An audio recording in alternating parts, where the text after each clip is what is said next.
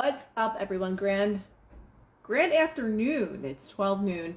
Doing a later live today for a few reasons, but had a fabulous day yesterday at the PGA. What's up, everybody?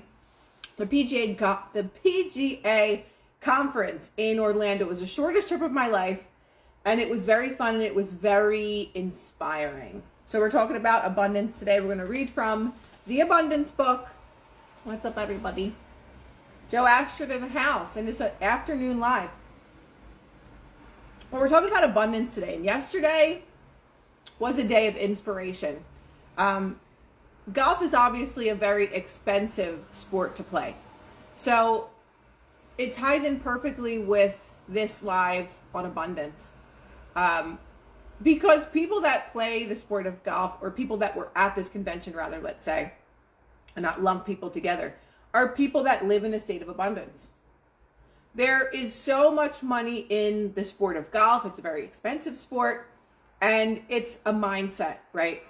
When you play golf, you are in a mindset. It's people that have abundance that play golf because it is expensive. So being around so many industry professionals, seeing the luxuriousness of golf, and between the clubs and the attire, just the whole realm of golf, it gets you into a different state of being. Because when you're spending money, there was a lot of wellness products there. There was a lot of fitness stuff there. So when you're looking at all these things and you're seeing all these people that are just spending tons and tons of money, there isn't a time where they're like, I shouldn't spend this. I'm not lumping everybody together, but it's like, I shouldn't spend this amount of money, or I shouldn't do this, or I wish I could afford that. These are people that live in a state of abundance. They have incredibly successful businesses. They own country clubs. They own golf clubs. They own different golfing events and things like that. So when you're around people like this, it rubs off on you. It's either, if you're in the right state of being, if you're in an abundant state, it's going to either make you feel more inspired, or if you're coming from a state of lack, because obviously there's a lot of people that we're working these events, or you're going to come from a state of lack saying, I wish I had what these people had. So, yes. So when we are around situations like this, it's either going to make us feel obviously one of two ways. You're either going to feel so inspired and say, oh my God, like I need to really step my game up, no pun intended, right? Or you're going to feel inferior to people that have a lot of money. When I was younger, and I would meet people, like when I was living in LA, like when I was dancing, and I would meet people, or I would go to these huge mansions and things like that, like I felt inferior. Why? Because I lived in a state of lack. Wow, I wish I could have this. Oh my God, it's crazy, that someone can afford this. Now when I go to places of wealth or abundance, I'm inspired by it. I'm like, okay, next goal. This is my next goal. This is my next financial goal. How am I going to set my game up here? So again, as I always say, abundance is a state of being. It has nothing to do with being lucky that you made money. It has nothing to do with how hard you work, and obviously work is a part of it. But abundance and wealth are a state of being. And that's the only thing that we have to really remember, is that if we're in a poverty mindset, if we're in a victim state, we can change that and we can shift it. There is no reason why we cannot change and shift our mindset, because again, you can always go back to people that came from absolutely nothing. And what did they have? They had a mindset and a will that I'm going to go after and I'm going to get this. I'm going to be the greatest football player that ever lived. I'm going to be the greatest painter that ever lived. Maybe a person had nothing and they're painting on the walls in their house, practicing their art. We always hear these quote unquote success stories of all the people that really didn't come from anything, and they became the greatest at something. The only thing that they had different was a mindset. Thank you, Leslie. But that's the only thing that they had different was a mindset. Their state of mind was, I am this. Their I amness. I am going to be the greatest. Not, oh, I am so poor. I'm so unlucky. If that's your I amness, that's always going to be what your reality looks like. But if you go places like where I was at yesterday at the conference, and you see the amount of wealth that exists, you realize it's a state of being. And that's it. It is a state of being. When you feel inferior in life, in your mind, and not good enough, life is going to reflect that for you. Life is going to show you you're not good enough. It's all states. That's all that it is states of mind, states of being. If your state of being every single day, oh my God, I'm so sick. Oh my God, my back hurts. I'm in so much pain. That's a state. That's walking into a room and saying, this is the room of pain and I'm going to live in here. But if you want to go into another state of mind, leave that room in consciousness and walk into another room. A room that's bright, a room that makes you feel great. A room that says, I'm worthy of everything that I want. A room that says, I am pain-free. I feel amazing. I'm so healthy, I can't even believe it. It's only states. And Neville Goddard, I always talk about this. Neville Goddard always talks about you can't live in two states at once. It's just like the same thing. You can't live in New York and Pennsylvania and be in the same place at the same time. In the same way that you cannot live in two states of being in your mind at the same time. You can't live in I am poor and I am rich at the same time. It's not going to happen. I used to golf when I was younger. It was nice being outside on beautiful courses. And even the state of being or mind that golf may put people in. You see all this lush greenery, right? It just bleeds wealth of nature, wealth of focus and concentration, wealth of people, right? And it just so happened that I was there yesterday and today is talking about abundance. Because when you do these things and you go outside of your comfort zone, I don't know the first thing about golf. I know that you have a golf club and a golf ball, and that's about all that I know. But I know that just being in the presence of the top of the top, I mean, the PGA conference is an elite conference. So being around the best of the best. So I got to see so many different products, like especially even for health and wellness. But there's no product that was like what we had. So that was even more fun because people wanted to learn about the technology that uses frequency and light to heal. So that feeling is a feeling of abundance. I'm abundant in this knowledge and wisdom that something can rebalance you just with light frequency. So people were very intrigued by that itself. Well, what do you mean there's nothing in these patches? Because I had it on my elbow yesterday. What do you mean there's nothing in them that goes into the skin? Well, I don't understand how this works.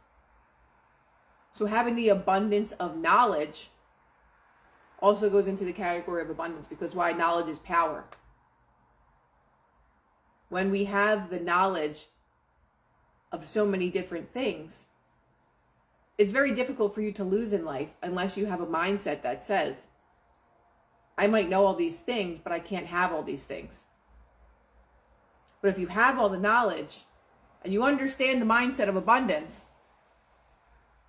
I have all this knowledge and I already have all these things. It's about being delusional in your mind. Because if you can say in your mind, I can never have this, I can never have that person. I wish I could have that position in a job. If you could say that in your mind, that's what your reality will become. But if you can be delusional and say, like, I am so happy and grateful that I have the position that I dreamed of. My reality has now come true, right? It's a state of mind. It's a state of being. That's it. If you don't like your reality, move to a different room, open the door of happiness, open the door that I have this, open the door of I am in a loving relationship, whatever it's going to be. Open the door, walk through it. That changes your state of consciousness. Therefore, that changes your entire three-dimensional reality. Thank you, Doug. Let's just read a sentence from the Abundance book. Again, guys, it's the littlest book on earth. and it's one of the most powerful, The Abundance Book. Creating a deeper understanding of money for individual prosperity. In my description of money, 3 words in the statement need further emphasis. They are, when properly expressed. You see, unless you create a cause with your natural energy through expression, you cannot have an effect. Your energy is expressed or invested, and the yield is your return in the form of visible supply. So let's talk about an investment. Thanks, Karen. When we are thinking, no matter what we're thinking, we're investing in that belief. So if I am believing every single day, I'm not worthy, I'm not chosen, that's an investment for me. I'm using my friggin' good energy. I'm wasting my energy on the thought of I'm not worthy. That's an investment.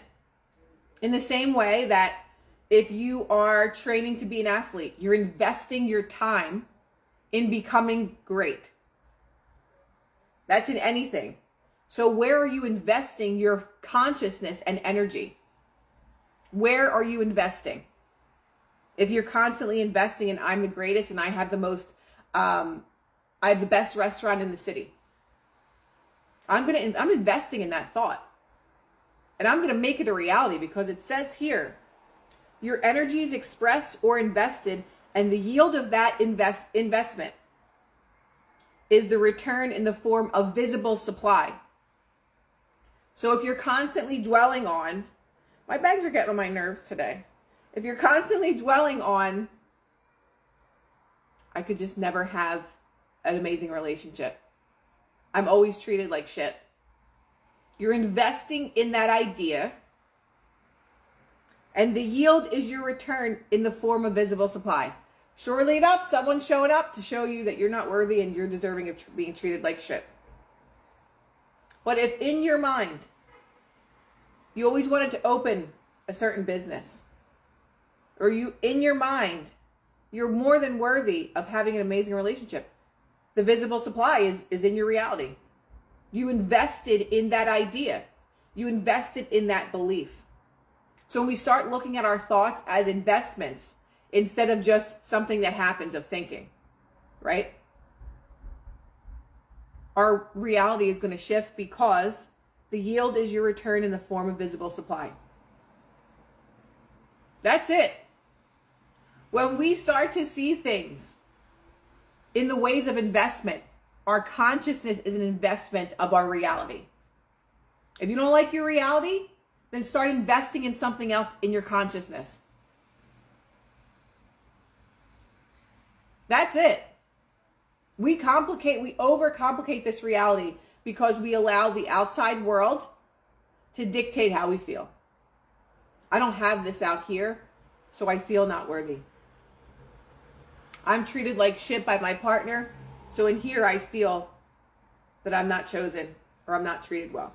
Instead of investing in that time, in your consciousness that I am a queen or I am a king, I am treated like a god all the time.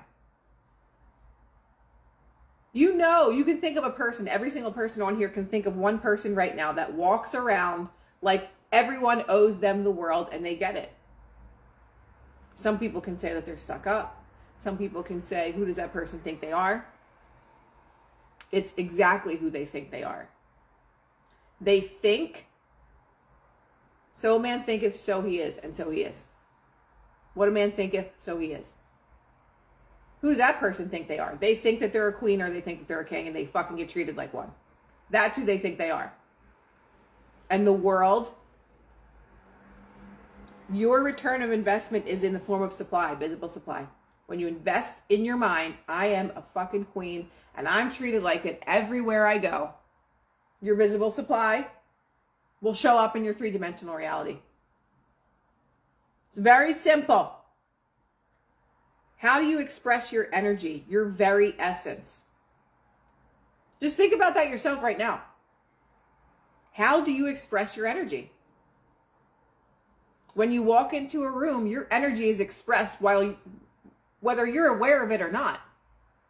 When someone that's really angry and nasty walks into a room, you don't even have to look at them. You feel it.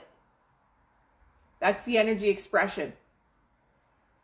That's the energy expression that you're putting out into the world. And while the energy that you put out, unfortunately, doesn't affect manifestation if your belief is different than the energy you put out. You could be the most angry person in the world and still manifest everything that you want. You can. King Chip in the house. You could be the most angry asshole in the world and still get everything that you want because it's only a belief. If you believe that I could have all the things that I want, think about all the evil people in the world that they have everything that they want. Because they know how to tap into this energy. They know how to do it. They know how to manifest. But the energy expression part of it is, how do you want to show up in the world? Do you want to show up into a room where everybody notices that you have the most disgusting energy? Maybe you don't care. But in order to create harmony, you want, in order to create harmony, you want to express from yourself energetically the type of energy that you want to see in the world. So if you want peace and you want love, that is the form of expression that you have to give off. So whenever people say, I just want world peace, go and be the world peace that you want, because your energy is a form of that peace. It's a collective shift. You can't point out there and say, I want world peace, but you're not peaceful within yourself.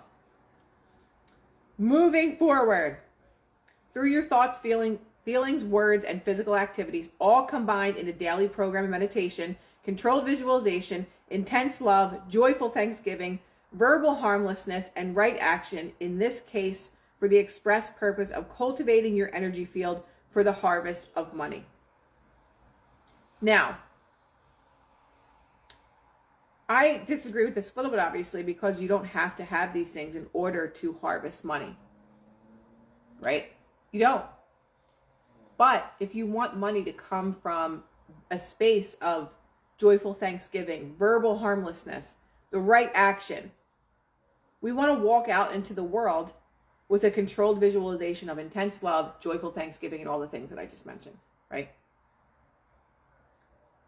So was there a little blip or negative tug in your consciousness when the term harvest of money was used? Still think that money is the root of all evil? The worship of money is, but not money itself. Let me say it again, that money is simply a medium of exchange.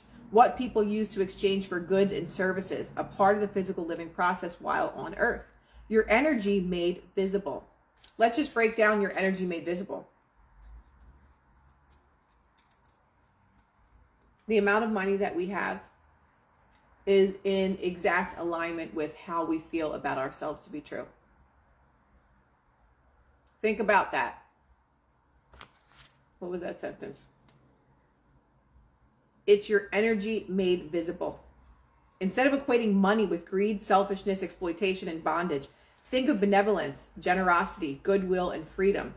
The spiritual values of visible money supply. So when we're thinking of money and abundance, think about the amount of people that you can help with it. Think about the good that you're going to bring to people. Right?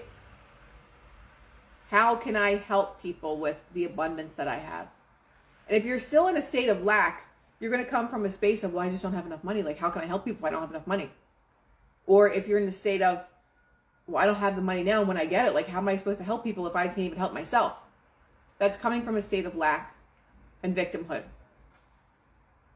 We can only victimize ourselves. When we victimize ourselves, our reality will victimize us because it's a reflection of our thoughts and our beliefs. When you walk in power and you stand in power wherever you go, and you act out of love and you act out of kindness and gratitude, Kat says you have the money you think you deserve. Very simple summary. You have the money that you think you deserve.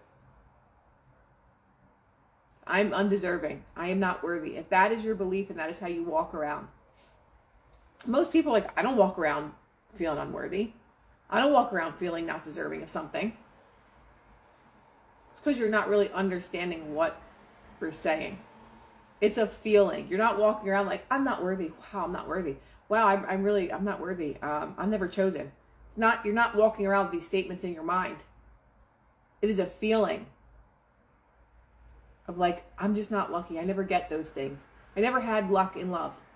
You know, people always treated me like shit. I was always bullied. If those are the type of things that happen to you, it's because your belief are those things. Even if you're not consciously aware of that. Because somewhere in your life, in your childhood or your upbringing, that was the dominant theme. Maybe your parents didn't give you the attention that you needed, the love that you needed. Maybe your parents told you, you'll never amount to anything. Why are you so stupid? Stop eating that junk food. You're too fat. Those things create a belief system of unworthiness, of not deserving, of not being chosen. Those are what create the reality that we now have. And we live from those belief systems from when we were children. 40 years later, 60 years later. You can think right now, either in yourself or someone else, that they've literally attracted the same type of situations over and over again, their span of their entire life. And many people will look at that and say, yeah, well, they're just not lucky. Must be nice to have all the things that you have, or she has, or he has. That belief system is somewhere all the way back there that you don't even realize that you're living with and you're walking with. And that is the reason why your reality is expressed in the way that it's expressed. So that's the biggest thing. I desire more money to give to my loved one to experience, my loved one's experiences to enrich their lives. Let me just look at that sentence again. I desire more money. So Lulu, when it comes to manifestation, I'm going to even use the word manifestation. When it comes to consciousness and our mind, the subconscious mind only knows the present. So if you're telling your subconscious mind, I desire this amount of money, that means you don't have it, right? That means you don't have. We don't want to come from a state of not having. I desire this. That comes from a state of lack. So it's just learning curves, right? It's just learning like how to reprogram and rewire my mind so that I can have all the things that I desire. Desire is future tense. I have all the money that I need. I am always provided for by the universe, that I have more money than I can ever, I'm abundant, exactly, than I can ever need, or whatever it is for you. Wealth looks different for everybody. But I am so abundant that I get to provide for my family. I'm so abundant that I get to provide for other people and bless them with my finances, right? It's even small acts of kindness that are abundance. That is a feeling of abundance. By maybe bringing somebody their favorite dessert one day, or doing something that is giving away because you know that you're always provided for, instead of saying like, you know, you have this idea to do something nice to somebody, be like, oh, I just can't afford that. Even something that doesn't cost any money. There's a rose bush outside and you pick a rose for somebody and you give it to them. That's being in a state of, you know, gratitude and giving. Wanting to be in a state of giving, because giving means what? If you give things, the opposite reaction of that is receiving. But that's, again, also a feeling. If you are in a state of receiving. I always have more money than I need. I cannot help but to attract a lot of money into my life. I say this daily and has always aided me. That's all it is just changing and shifting. I always have more than I need. I'm so grateful that I always have more than I need. I have more love than I need. I have more money than I need. I have more friends than I need. It's an all-encompassing feeling of abundance that comes. I don't know what I was going to say about that. Hold on. Let me just read this. I have to shift my thoughts quickly when they start to turn negative. Tough to fight old wiring. Listen, the old wiring is like impossible. But it's not impossible, I'm just saying. We're hardwired. It's literally like a program in your computer, and I say this 100 times.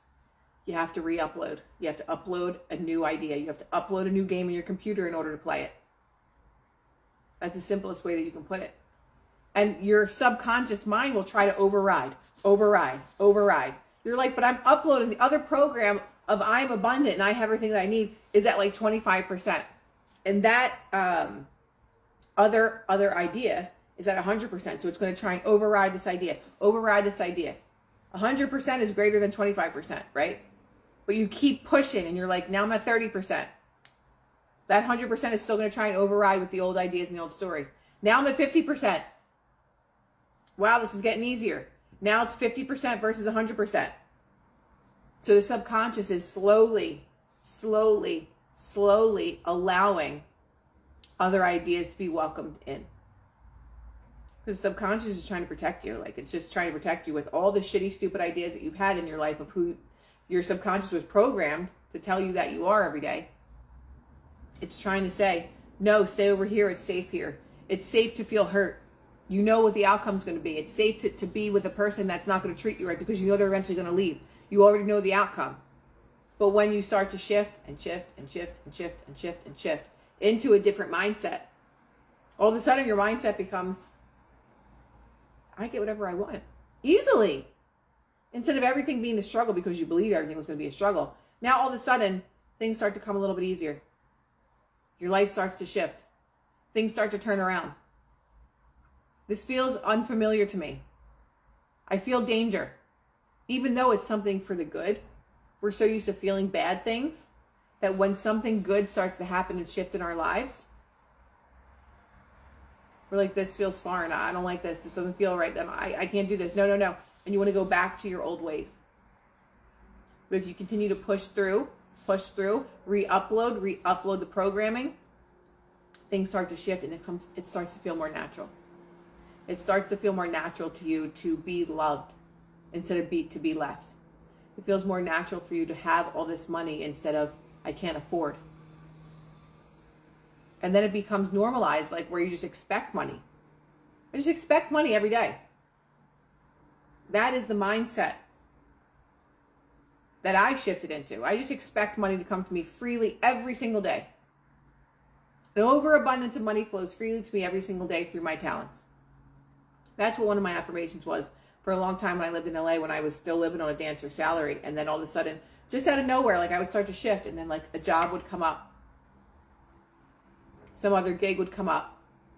Hey, we want you to work here. We want you to do this. Before I went on tour, I was like, I need to get out of LA. Like I need to travel. It was maybe 2 weeks before I said that to myself. I said, I'm ready to travel. I need to start traveling again. And then my sister's like, would you want to come on the road with us? It just fell out of the sky. Never in my life did I think that I was going to be on tour. Never. But the universe has a weird way of listening to what you're saying and what you're feeling inside. Because it's an energy, it's a vibration, it's a frequency. Whatever you want to call it. What helps me to do is to drop and feel from my heart versus my ego and mind. And that's definitely a great point, is feeling from the heart instead of the ego or the mind. Joe Ashton, I'm going to save it. Feeling from the heart. Feeling from the heart space. It's Joe Dispenza, who is it? Someone else knows this in here, who says that the heart is, I don't know how many more times stronger than the mind, like the energy field. I think before they thought the opposite. Please put a spell on my tiny... What? Guys, we're not doing spells here. I mean, in a way we are, but not really. Oh, we're not talking about all that. We're not talking about anything. Just be in alignment. So, I never really understood that either. It's like, well, you have to be in alignment for the things that you want, right? 10,000 times more. I knew that you guys would know this. Thank you. Just be in alignment. Just be in alignment. What does it mean to be in alignment? And I think that many people will say, well, what the hell does that mean? Like, I have to be in alignment with this. Like, how do I know what the alignment is? And I think that answer could be different for many people. But for me, like when I think of something exciting, like that's in alignment for me. When I was planning my retreat, like I was so excited about it. Like I was just in alignment with it. Like I saw it in my head. Like I felt it. It was like me watching the movie of my retreat unfold in my head all the time. Like, oh my God, I love this. Like this is such a great feeling. That to me is alignment. But when you're trying to be in alignment or you're forcing something, that's coming from a state of lack. So I think just getting into alignment with something is literally just feeling it. What does that feeling look like for you? It's not like, let me go search for the very exact frequency that this is on so that I can get to there. It's just a feeling. Like everything is, for every person, is going to be different. So if it's driving a new car, you're like, oh my God, I'm so excited that I have this new car. And again, in your mind, you don't, or in reality, you don't already have it. But in your mind, you're like, that car is already mine.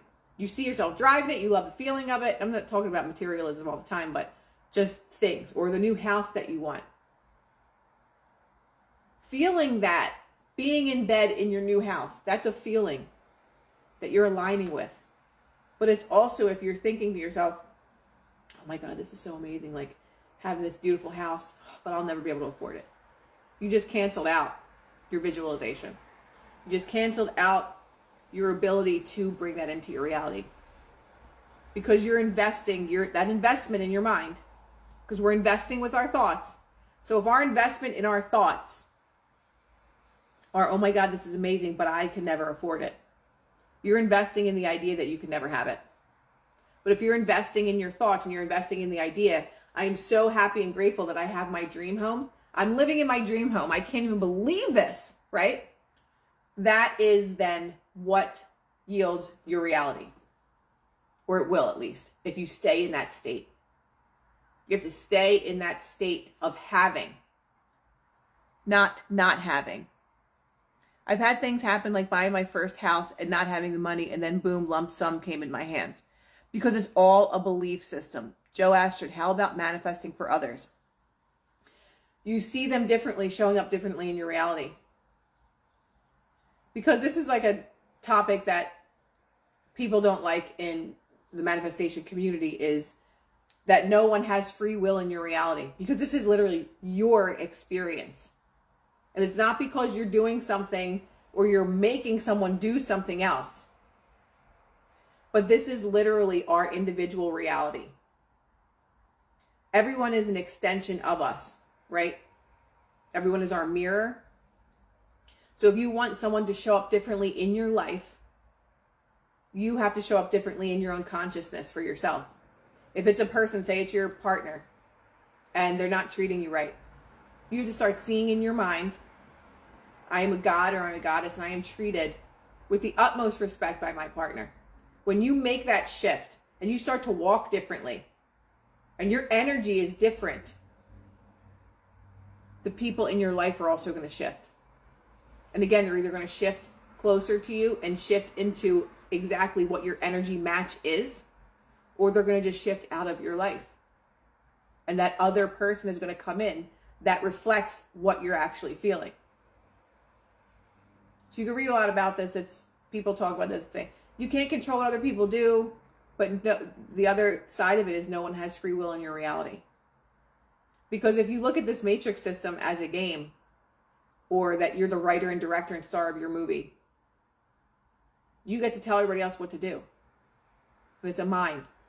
I'm just talking about manifesting health for someone else. Yes, you see them well. You see them well. It's like prayer, Joe. It's like prayer. When people get together and they pray for the healing of someone, and all of a sudden doctors are like, it's a miracle. This person was not supposed to live. We don't know how this happened, but it's a miracle. It's energy. It's putting the energy out of healing, that this person is healed. So prayer and manifestation are one and the same. So if it's about the healing of someone else, see them in your mind healthy. If it's your pet, see them healed. Again, it's the energy that we're putting out there. But if we're constantly saying, I know they're going to die, they're never going to make it, and all these things, look at the difference in energy of knowing, the knowingness that someone is healed or the knowingness that they're not going to make it. The energy and the feelings are very, very different in that sense. My little sister was really sick in the hospital. They didn't know what to do with her because she had a tumor in her chest the size of a football, literally the width of the size of a football. They didn't know what to do with her. It was cancer. She was 18. And I mean, she was dying. There was no question about it. They didn't know what to do with her. And she was in the hospital from December, I think, until April, and mostly in the ICU the whole time. There were so many complications. There were blood clots in her neck. There was things going on with her lungs and collapsing trachea and all these things because the tumor was wrapped around her trachea. They had no idea what to do with her. They were giving her chemo. They were giving her all these treatments. We wanted to do macrobiotics. We wanted to give her carrot juice in her feeding tube, and they wouldn't let us. There was just so many things that were going on. So this healer, Angel, what the hell was her name? I'll think of it. It was just a random thing. Her best friend's mother was at a diner, and she had a bracelet on that said, "Pray for Steph." And this woman, Angel Baby or something like that, came over to her, or was the waitress, and said, "What is this? Like, who is this person? Should I want to come and see her?" She had no idea. She's like, "I want to come and see her. I can help this person." She came. She was this little tiny blonde. She was little. Long blonde hair. She was older. She was probably in her mid-50s or something like that. But here's this woman came walking into my sister's hospital room. It was at nighttime because it was dark. And I was there. I think her best friend Colleen was there. Colleen's boyfriend at the time was there. I think those are the only people that were there. And she came in the room and she started to pray over my little sister. And she had a picture of Padre Pio. If anybody, there's probably plenty of people in here that know Padre Pio. But he healed people. And she had a picture of Padre Pio and she put it on her. And she had us hold hands around my sister's hospital bed. My sister was in a coma at this time. She'd been in a coma for a while. She wasn't even conscious. She had us all hold our hands together and she prayed over her. And she prayed and she said, "I'm going to leave this picture." She had a big picture of Padre Pio and then she had a small prayer card. And the prayer card she put underneath of Stephanie's pillow. And she was in a coma, so she had no idea what was going on, nothing. So the lady came and she went. We were like, "Thank you so much for coming," like, whatever. She left. And the next morning when we went back up to the hospital, my little sister had the prayer card in her hand of Padre Pio. And she was still in a coma. She was not awake. And we asked all the staff. And it was under her pillow, so nobody knew that it was there. "Did you put this prayer card in her hand?" No idea where it came from. Every person that was on duty asked this person if they gave her this prayer card. No, it was under her pillow. How would we even know that it was there? It was in her hand the next day. So we're like, we still to this day have no idea how it got there. After that woman left, all these miracles started to happen. She started to turn around. All these strange things started happening. Why? The power of prayer, the power of healing, the power of belief. And there are some people that are so gifted that they are healers. They lay their hands on you and they know how to use their energy. So that is, Joe, look up Padre Pio. So that's the power of manifestation and prayer, is we have the ability to channel these healing energies. So when you're talking about helping someone else to heal, she saw my sister well, and she knew how to facilitate this divine energy through herself to help heal her. I'm telling you, the doctor said, "We're lucky if she makes it through the night." The doctor said, "We don't know, it's not looking good." The doctor said, "We don't know what we're going to do with her." The doctor said, "It's just a matter of time." This is an 18-year-old child. And this lady came in the room and she brought her ability to heal, which is seeing through the mind and feeling it to be true. And she was able to do that. My sister is amazing. Here's the other thing. They told her she would never be able to have kids. She had the highest form of chemotherapy. and this is when she was 18, she's now 30, that she would never be able to have babies. They were going to freeze her eggs. This is 18 years old. You're making this decision. Do you want to freeze your eggs? You're not going to be able to have kids. She has 2 gorgeous, healthy boys. And I mean, beautiful children. So that just goes to show you the power of the mind, the power of healing is out there. And this knowledge and capabilities are hidden from us. So anything is possible for us to be able to heal ourselves, for us to be able to heal other people. That's the secret. We are the secret. They called it the secret because it's not going out there somewhere to look for it and find it. It's called the secret because humanity has been so dumbed down on purpose to believe you have no power. Like, yep, the secret's already within you, dumbasses. You hold the key, but it's a secret and we're not going to tell you. We are the secret. That's it. The power is within you. The power is within me. Thank you. But again, that is the power of prayer or manifestation or belief. They're all the same thing. It's faith. That's it. It is faith. Yes, we are already connected. Absolutely. So I will end this with that story because it's a very powerful one. And right place, right time. My sister's best friend's mother was at a diner wearing a bracelet, a purple bracelet that said, pray for Steph. This lady was the waitress. Who is this person? She asked about the bracelet. Do you understand divine timing? And that's the same thing with manifestations for your own life. Is it all happens in divine timing? It doesn't happen when we want it to. I'll give you one more story. The guy that I worked with yesterday who is in with LifeWave, he said, I've wanted to come to the PGA conference for 20 years. But you can't go to it because it's not open to the public. He's like, I've been an avid golfer for however, I think 40 years. He said, I wanted to come to this convention for 20 years. I've been dying to come here for 20 years. My friend called me. I was in church, he said. And he said, my phone was ringing 10 times. He's like, why is this person calling me? Like, what's going on? He said, he thought something was wrong. So he excused himself from church. He said, hey, what's going on? Is everything okay? He said, oh my God, I have the best news. He was like, someone was supposed to come with me to do this event at the PGA conference tomorrow, and the spot opened up. Do you want the spot? So I'm not saying that your manifestation is going to take 20 years, but it's just everything happens in divine order. Everything happens in divine timing. So now this guy, I guess he was maybe at 60, maybe in his 60s, waited 20 years to come to this conference.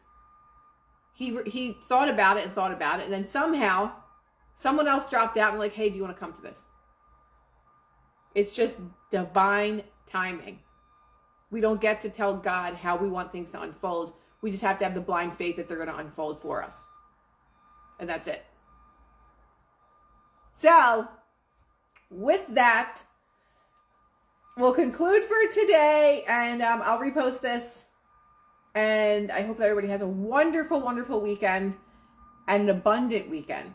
Just remember, we are the secret.